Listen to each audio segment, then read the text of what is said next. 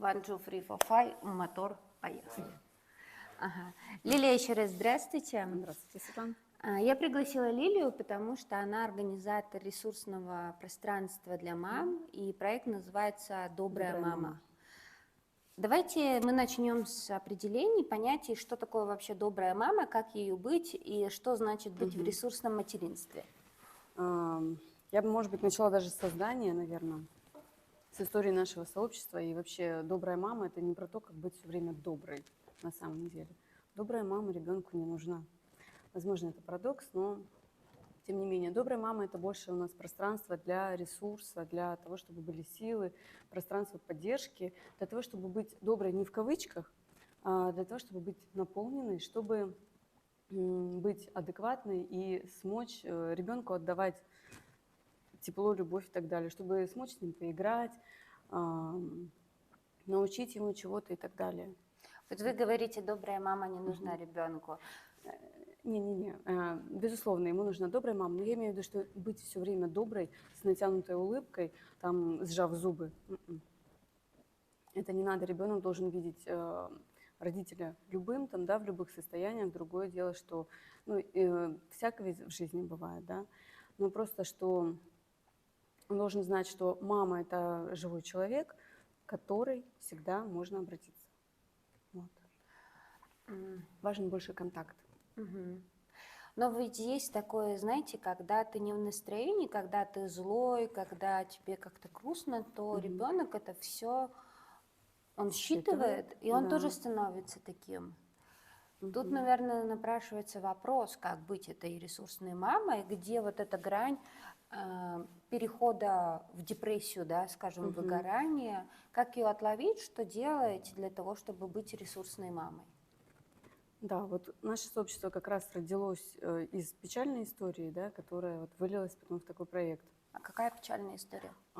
Я сама словила вот это вот эмоциональное выгорание и депрессию, и было очень тяжело. И матерям зачастую не хватает общения, потому что женщина, родив ребенка, она изолируется, ей не хватает взаимодействия. Вот раньше у нее были коллеги, раньше у нее были друзья, она была свободна в своих перемещениях. Когда появляется ребенок, во-первых, у нее появляется огромный груз ответственности, да, за плечами. Во-вторых, она остается один на один в квартире с ребенком.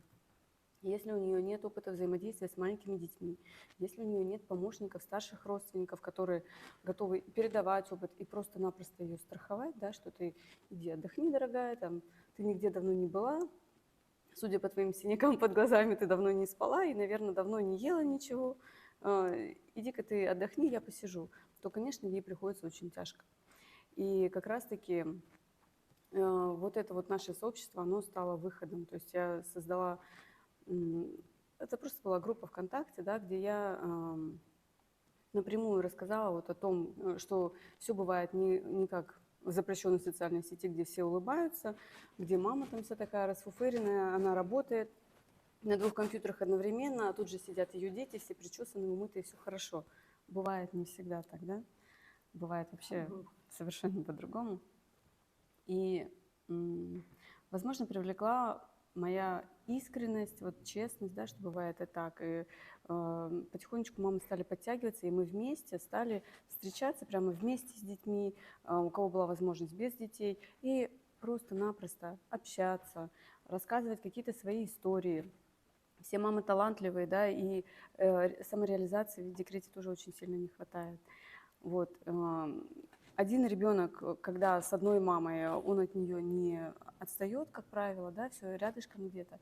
Когда у него есть возможность выйти в новую обстановку, увидеть других детей, даже других взрослых, он начинает переключаться, и у мамы как будто груз ответственности немножечко спадает, фокус внимания переключается с ребенка, на котором он все время сосредоточен, на других взрослых, там, на свои интересы. Мама расцветает. Расцветает. Сейчас у нас большинство мам, они давным-давно меня переросли. Они там эксперты в самых разных областях. У нас есть свой закрытый чат, и в нашем чате можно найти специалистов любого профиля, даже практически никуда не выходя. Если это не кто-то из наших мам, то они 100% знают, к кому нужно обратиться. Да, сейчас хочется больше узнать про ваш центр, кому, куда приходить. Скажите, как вообще по звуку? Я не проверила. Сережа, может, ты зайдешь в свой ВК и посмотришь, как у нас все ли Мгм. микрофоны работают? Ам, Любая мама может прийти к вам на встречу, Да. и что хочется самого важного сказать, Мгм. можно приходить с детьми на эти Можно встречи. приходить с детьми, да, потому что это действительно очень важно для мам. Да? Они могут, кто-то у нас приходит с колясками, кто-то со слингами, кто-то с подросшими детьми. Естественно, все стараются вырваться, хоть ненадолго поодиночке, но если такой возможности нет, то с детьми у нас можно. Что вы делаете на этих встречах? Сколько это Мгм. стоит? Вообще у нас встреч на самом деле очень давно не было, сейчас мы их возобновляем, потому что очень хочется живого общения. Почему не было? Потому что вначале была пандемия. До пандемии мы встречались раз в месяц. Брали большое помещение, и там пили чай, разговаривали, рассказывали о себе, то есть была самопрезентация, какие-то методики там бывало, да, проводили. Кто-то из девочек там спикером был, кто-то про книги рассказывал. Я там психологические методики иногда делала. Ну вот так вот, в чем силен. Потом наступила эта пандемия, потом что-то еще было, и в результате все заперлись из дома. Хорошо, что у нас вот чат есть. И сейчас больше общения в последние годы строилось на том, что каждая мама, которая вот стала экспертом, она звала на свои мероприятия. Мы ходили то рисовать, то там плести, то еще что-нибудь. И разделились по интересам. Плюс мы же растем, нашему сообществу в этом году будет уже 6 лет. Дети растут. И если они раньше были дошкольные, которые такие дошкольники маленькие, были там вопросы адаптации, там, привыкание к детскому саду, горшки, вот это вот все, грудное вскармливание. То есть сейчас и вопросы другие поднимаются, да. Старенькие уходят, новенькие приходят, и все равно вопросы выгорания, вопросы депрессии, которые очень часто бывают, да. И вот я еще хотела бы остановить свое внимание на том, что очень важно. Если у мам послеродовая депрессия, опасность в том, что ее можно не заметить. Мама думает, что с ней что-то не так. Ей со стороны все говорят, что ты с жиру бесишься, у тебя все хорошо. Раньше в поле рожали. Или ты сидишь дома, ничего не делаешь, начинаешь себе всякую фигню придумывать. А вот это не фигня. И просто я хочу прям сказать, что если вы чувствуете, что что-то с вами не так, а чувствам надо доверять, лучше обратиться к специалисту, либо к психологу, либо сразу к психотерапевту. Лишним не будет. Лучше сходить, убедиться, что все в порядке, чем вот так вот потихонечку угасать. Я думаю, тут еще очень важно сказать мамам, что вы точно не одни со своей болью, Да. и важно не оставаться одной, важно делиться, открываться, быть честной. И вот на этих встречах мамских, там, Мгм. как правило, очень теплая атмосфера, и каждая мама, она понимает, что ну, можно вот войти в этот угол, где тебе кажется, что ты, ну, как-то, Что тебя примут и что да, тебя не осудят. да. Даже когда ты находишься один, тебе кажется, что ты самая худшая мать на свете, тебя грызет чувство вины. Просто вот все в основном загоняют в угол, да, домашние, соцсети и так далее. И тебе становится все хуже и хуже, и получается, что женщина погружается в пучину отчаяния, и ей очень сложно бывает выкарабкаться. Когда она видит, что она не одна, вот в таком, да, что это бывает часто, и что люди выбираются из этого, она потихонечку вот находит ту лесенку, по которой она хоп-хоп и выходит. Потому что главное понять, да, что ты не один. Самое важное. А, Вы работаете ли с тем, бывает просто даже тяжело сказать, мы разговаривали с Лилией до эфира, я ей рассказала свою историю, когда дочери моей было полгода, и мы вот поехали с Крыма на 2 самолетах, несколько автобусов. Мы приехали в деревню, надо было помыться, и надо было затопить баню, занести дрова, воду. У меня дочь не засыпала, она просто орала, и я ее укладывала, и не получалось. И мне было так дико стыдно, но и до сих пор у меня есть, что это как бы не окей, но я шлепнула дочь по попе, и вот я тогда обратилась к психологу с тем, что я хреновая мать, что я сейчас мне как-то вообще, я не понимаю, как дальше продолжать нашу с ней жизнь, если я могла поднять на дочь руку. И она спросила, что у меня было в тот день. И когда я рассказала, она говорит, у тебя дочь жива? Я говорю, жива. Она говорит, ну ты хорошая мать. Я думаю, эта фраза тоже очень сильно помогает в этом. Безусловно, это психотерапевт Дональд Винникот ввел такое понятие «достаточно хорошая мать». И я психолог по образованию, да, вот когда на лекциях это услышала, лично для меня это тоже стало как таким понятием, которое буквально открывает сердце и снижает градус вины.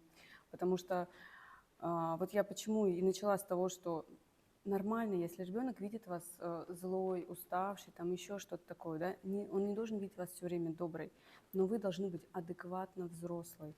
То есть могу вкратце рассказать о причинах вообще родительской агрессии, почему так бывает. Во-первых, это банальная усталость, да, это и вот эта изоляция, и все такое, и нереализованные потребности матери. Это не только про отдых, про сон, вот эти вот витальные, но это и потребности высшего порядка, что у женщины нету самореализации, ей не хватает яркости жизни, ей не хватает общения, вот эти вот, да, и безусловно, это тоже ведет к агрессии, потому что очень часто это не осознается. Когда мы осознаем, мы можем что-то с этим делать. А когда вот это подспудно накапливается, что что-то не хватает, вроде так все нормально в целом, да, что-то не хватает, не могу понять, то вот эта вот фрустрация накапливается и потом выливается в эффект. Еще если мы очень сильно сдерживаемся, как у нас же не принято выражать, да, вот свои чувства открыто. Раньше еще особенно там говорили, что, скорее всего, нас всех так воспитывали, хорошие девочки так себя не ведут. Не надо быть таким, мужчины не плачут. И вот это вот все подавляется, и начинается аутоагрессия разрушающая, которая вот в себя, направлена против себя, а потом человек начинает болеть, и саморазрушительное поведение. Но еще, когда мы очень долго сдерживаемся, есть такой эффект маятника. Вот мы копим, и вот эта вот стрелка баланса, да, она ушла, вот натянута, как будто вот резинка натянута, а потом в один момент там стрессовая ситуация, еще что-то, какая-то вот событие, которое оно спускает, и этот маятник бабах в другую сторону. И вот там эффект, агрессия и так далее. Да. И еще агрессия – это результат фрустрации. Фрустрация – это когда у нас мы не можем чего-то получить.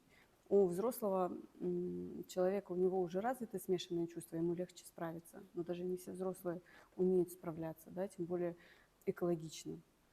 У всех бывают косяки, и у меня тоже бывают косяки. И вообще, пока мы живем, мы учимся про то, что как бы это нормально, да. Но если мать заметила в себе вот этого, да, вот эти вот вспышки ярости, агрессии, это ведь говорит еще о нарушении личных границ, да, что для материнства, особенно для маленьких детей, это очень характерно, потому что матери затроганные, да, они постоянно кормят грудью, они постоянно в контакте с ребенком. Это даже физически, телесно тяжело. И вообще вот нашу работу материнскую не особо-то ценят. Старшие родственники, там, мамы, бабушки, они забывают очень часто. Мужья, они не всегда понимают этого. Женщинам бывает действительно непросто, и легче всего им раскрыться, там, груз напряжения сбросить в общении с такими же женщинами, просто поплакаться, да, вот, рассказать, узнать другой опыт. Даже для того, вот почему еще важно встречаться, чтобы расширить репертуар социальных ролей и вообще вот, репертуар поведения. Потому что мы воспитаны своей семьей, да, мы паттерны поведения вынесли оттуда, в том числе свои травмы, которые активизирует наш ребенок. То есть получается, когда у нас ребенок рождается, мы заново проходим вот этот вот этап. И все травмы, которые у нас были там, они активизируются. И с одной стороны это плохо, а с другой стороны это хорошо, потому что мы можем вылечить себя, да, подлечить, обратившись, осознав это и обратившись к специалистам. Поэтому это очень крутой этап на самом деле и крутая возможность. Я попрошу вас убрать волосы с микрофона, а то, Плохо слышно, возможно, да? шуршание будут слышать. Вот тут тоже хочется сказать, вот этот маятник, там бывает такое, то что, ну, ребенок просто, например, уронит кружку, да, она разобьется, ну, или какая-то вообще мелочь, и Мелочь, ты просто взрываешься вообще которая как... стала просто последней Да. каплей. А, Есть фраза, которая помогает вообще, что важно знать ребенку, да, когда мама злится. Во-первых, у мамы может быть такой темперамент, да, ну вот, и ей действительно бывает сложно по жизни сдерживать себя. Ну, для нее это будет очень энергозатратно. А, Первое, что любая мать должна сказать ребенку, это не про тебя, это про меня, ну, как бы это не твое. То есть, да, я тоже очень часто детям говорю, извините, ребята, это мама устала, там, так далее, так далее. То есть это не ваша вина, я просто устала. И второе, если вот мать такая импульсивная, и часто у нее такое, она может заранее технику безопасности продумать и сказать детям, так, ребята, то есть это же тоже развитие социального интеллекта. Вы видите, что мама на взводе? Они такие, да. Что надо делать, когда мама такая вот, пожалуйста, отойдите, не трогайте меня 10 минут, ладно? Я сейчас приду в себя, успокоюсь, потом вы ко мне подойдете, там, вместе попьем чай, поиграем и так далее. То есть нужно дать себе вот это вот буферное время просто, чтобы остыть. И еще могу поделиться такой очень совершенно простой техникой, что нужно делать. Два простых способа. У меня есть вообще целый мини-курс, вот там такие прям чисто практические советы, которые записаны вот из жизни, как вот, да, это все было. И вот самые два важные я скажу. Во-первых, когда накатывает агрессия, мы же встаем в позу чайника, да, нависаем физически над пространством, то есть мы должны либо сесть, либо лечь, потому что лежа кричать невозможно. Вот можем попробовать, 100 пудов не получится. И второе, нужно, когда эмоции накатывают, это лимбическая система, нужно переключиться в рацио, в ум. Подойти, посмотреть в окно, посчитать что-нибудь, либо сделать приседание, да, чтобы в телесный уровень это перевести. И вообще агрессию, которая, как мы уже знаем, результат фрустрации, очень хорошо профилактировать спортом. Спортом, сексом и так далее. Секса обычно мамам не хочется, потому что они и так затроганы, и это та потребность, которая уходит первой, потому что лишь бы выжить, да, когда тяжело, то минимизация ресурсов маминых, там уже не до этого. Но если с этим все в порядке, то это поможет. А еще лучше пробежка, отжимания. Там, я понимаю, йогу очень сложно сделать с ребенком, да, потому что он на шее, везде, там под тобой и так далее. Но взять его как утяжелитель и хотя бы просто банально приседать, и вот эта вот энергия, она будет уходить туда. Да, мы на йогу ходили с ребенком. Я еще научила дочь говорить, учу сейчас. Мгм. Если, говорю, если ты чувствуешь, что мать повышает голос или вообще Мгм. ведет себя, ну, как бы не очень адекватно, ты можешь сказать, мама, со мной так разговаривать Нельзя. нельзя. И вот я там ей говорю, так пальчиком можешь показать, можешь как бы строго сказать, потому что с тобой так нельзя, дочь. Это мама там, у нее эта кукуха едет, и ты не Да, виновата, это да. будет маминым напоминанием, напоминанием маме, да, и простраиванием личных границ детей. Вот я точно так же учила. Если вы видите, что что-то не то, сидите спокойно, да, или там дайте маме возможность остыть. Мгм. Ну, они в основном уже знают. Хотя всякое бывает. Я тоже Вот. на футбол записалась. Вот, здорово, да. Чтобы как-то выплескивать, ну, то, что копится внутри, Мгм. в телесность это уводить. И Я вот, еще думаю, кстати, еще здорово вокал там или еще что-то, потому что вот эти вот, когда мы часто сдерживаем крик, это же мы свой горловой центр, да, закрываем, а это ведь и про проявленность тоже. И вообще как бы не говори, да, то есть вот запрет на самовыражение, а можно ходить и вот это пропевать, кричать, орать в лесу, там на спорте самое, то быть болельщиком и так далее. Потом там и накричишься, и набегаешься, и уже крик, сигнал СОС о том, что нужно обращаться к специалисту.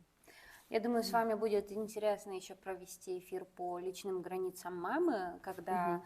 ну, то есть, и когда у нее нарушается, когда она позволяет это делать, и вот как раз про самостоятельность ребенка, потому Мгм. что мне кажется, что это точно про границы Это самостоятельности. точно про границы. Я не скажу, что я прям супер эксперт в этом, потому что, я говорю, у меня вот в этой теме есть чему поучиться на собственных ошибках. Мы же Мы очень все часто учимся, учимся да. на собственных ошибках, но, по крайней мере, какие-то вот кейсы, да, к чему это приводит, и как бы я сейчас сделала по-другому, я могу рассказать Мгм. без проблем. Мне кажется, еще взрослые могут говорить мамам: ты сидишь дома, как же ты Мгм. устала, потому что раньше фокус внимания был направлен на выживание. Сейчас другие ценности. Нам важно, Мгм. чтобы ребенок рос в свободе, в адекватности, чтобы он раскрывал свой потенциал, чтобы он был творческим, потому что творчество позволяет Мгм. ощущать себя счастливым в этой жизни. И ценности поменялись, но мы же запомнили то, как мы Да. росли. И вот здесь есть трудность принятия поколений другого, наверное. Это, во-первых. А во-вторых, вот это тоже родители, которые сейчас воспитывают детей, родители, выросшие там в советской, да, системе, которые сейчас воспитывают своих детей свободно, они тоже ходят по лезвию на самом деле. Потому что здесь, вот в чем еще конкретно там моя сложность, очень сложно выдержать баланс. Даешь ребенку свободу, да, чтобы он там ни в чем не нуждался, по максимуму раскрывал там свои проявления и так далее, проявлялся там в любых эмоциях. И потом понимаешь, что дисциплина-то тоже нужна. Где вот эта вот дисциплина? Когда это делать? Вот на ошибках вот это вот понимаешь. Просто вначале кажется, что все, не подходите, я там сама знаю. И даже начинаешь прислушиваться к родителям, что вот мы же очень часто отвергаем, да, то, что, то есть с нашей стороны это тоже есть. Что не надо так, вы неправильно говорите, мы там лучше знаем. Но на самом деле надо и из прошлого опыта тоже предков брать, наших родителей, бабушек и дедушек, там тоже очень много что есть. Но да, ценности действительно поменялись, и мы сами хотим быть реализованными, и мы детям хотим дать по максимуму вот именно в этом направлении. Да. М. Мы с Лилией будем завершать эфир. Сегодня было не так много времени. Хочу, чтобы вы сказали анонс. У вас будет Мгм. скоро новая Да, встреча. у нас как раз мы возвращаемся к нашим живым встречам. Я сама по ним очень-очень соскучилась. В эту субботу конкретное время и место мы еще определим. В группе «Добрая мама» у нас эта информация будет выложена. Да, Также там ссылка много будет. всяких видюшек бывает, которые вот из прошлого, там много полезных материалов накопилось. Заходите, читайте. Задавайте вопросы в группу, я обычно отвечаю. Может, не так быстро, но отвечаю. И можно приходить с детьми Да, с разного детьми можно. возраста. Мгм. И встречи платные, бесплатные. Там максимум бывает рублей 150, вот если что, там какие-то организационные моменты. Часто бесплатно это бывает вообще. Супер, супер. Есть Круто, и что платные есть такой мероприятия, то есть как сопровождение. бы выбор вообще на любой вкус. И мне кажется, да, этого очень не хватало, не хватает. Даже, вот я говорю, дети выросли, я на работе полный день, уже хочется. Потому что это очень мощная поддержка. Женщине же надо вообще 10 тысяч слов в день выговаривать. И мужчина приходит с работы, уставший, там все, он тоже работал, а женщина ему свои 10 тысяч слов вываливает. А на кого? Да? А так она встретится с подружками, там, обсудит все, и дома уже успокоена. А муж приходит, а она уже выговорилась, уже ужин приготовила, ребенок тут не бесится, да, от того, что там что-то у матери фрустрация, а все хорошо. 10 тысяч слов. 10 тысяч Интересно, это слов в я день. первый раз такое слышу. Да, да, да. Ну, вам легче, вы по работе выговариваетесь очень много. Да ведь? Слушайте, я вообще с утра до ночи люблю разговаривать, поэтому, не знаю, может быть, у меня просто 20 тысяч слов. Вполне возможно, да, да, да. Какой-то порог. Норма больше. Но Да. это интересно. Тогда это работа, которая без говорения вам не подойдет. О, да, Это да. просто будет взрыв мозга. Я еще такую слышала тему. Женщина вообще раскрывает свою женственность в разговоре, в общении. Женщина думает вслух, а мужчина думает внутри. Это в семье очень хорошо проявляется. Поэтому для женщин вот подходят, мужчины редко ходят к психологу, да, это они лежат на диване, им нужно погрузиться в себя, они там что-то думают, хоп, и у них потом вывод. Он встал с дивана с готовым выводом. Либо там на дорожке бегают, где-то в спортзале, мотайте нос, и потом хопа, уже готово. А женщине как? Ей же надо вызвать мужа на разговор, чтобы в разговоре там... Я мужу своему сказала, у нас там это сеансы психотерапии бывают периодически, он уже научен. Я ему иногда прямо говорю, ты ничего не отвечай, просто посиди и покивай, и все. И вот так вот в процессе он сам до вопросы задает. думают уже, не пойти ли мне коучем, потому что на мне практикуется. Но это так, шутки. А женщинам почему? Вот они ходят к психологу, да, там, к специалистам. И для женщин еще, если они одни, очень помогают письменные практики, хотя бы дневник, потому что там это возможность выговориться и получить ответ. Я по себе знаю, это очень хорошо работает. Да, я тоже веду дневник. Мгм. Да. Классно, да? Это еще и ум развивает. Да, и вообще это очень-очень полезно. Вот эти нарративные практики — это целое отдельное направление психологии. И вот как часто бывает, начнешь писать с запросом, да, и кажется, вообще мир беспросветен, просто тьма такая. Полчасика, ты встал, жизнь прекрасна и удивительна, да, можно идти дальше. Да. И медитации тоже помогают очень. Ну, у всех по-разному, наверное, но мне помогает. Я даже включаю медитацию. У меня дочь тоже сейчас садится, она там может позу йога сесть, такой, ну, играет. С Да. дочкой, с ребенком тяжелее проводить медитацию, потому что важно погружаться в свое состояние, но это тоже такой индикатор. Если тебя что-то внешнее смущает, да, значит, вот здесь вот сначала Можно делать так. Я недавно тоже в группе проводила эфир, наверное, перед Новым годом или когда-то, уж не помню. Вначале девочкам рассказала. Это был наш такой лайфхак про такие медитации для детей, медитации путешествия. Как-то случайно мы к этому пришли. У нас вообще есть там ритуал перед сном. И время перед сном — это очень важное время для взаимодействия матери и ребенка, потому что это как граница между мирами. Поэтому детям так сложно засыпать самостоятельно. И вот это до последнего, да, вот они. это вообще очень сложная тема. Да, и вот эти вот путешествия, такие медитативные, они могут быть классной точкой перехода. Вообще можно там мостик в будущее перебрасывать. Я могу рассказать несколько вот таких техник, только, наверное, уже в следующий раз. Да, А то пора бежать на работу. Лилия, спасибо вам за эфир. Спасибо, друзья, то, что вы присоединялись. Будем вам рады. Будем вам. Я думаю, что девочки, мамы будут рады новым мамам в клубе. Нам нужна свежая кровь. Да, будьте честны, Вливайтесь. открыты, да, вступайте в группу, ссылку обязательно оставлю и на Лилию, и на добрую ресурсную маму. И благодарим вас за эфир, и благодарим Сережу за эфир, который был модератором этого всего. И, Большое спасибо. Спасибо огромное за знакомство, за общение, за вкусный кофе. взаимно. Было очень интересно. Да, взаимно. Спасибо.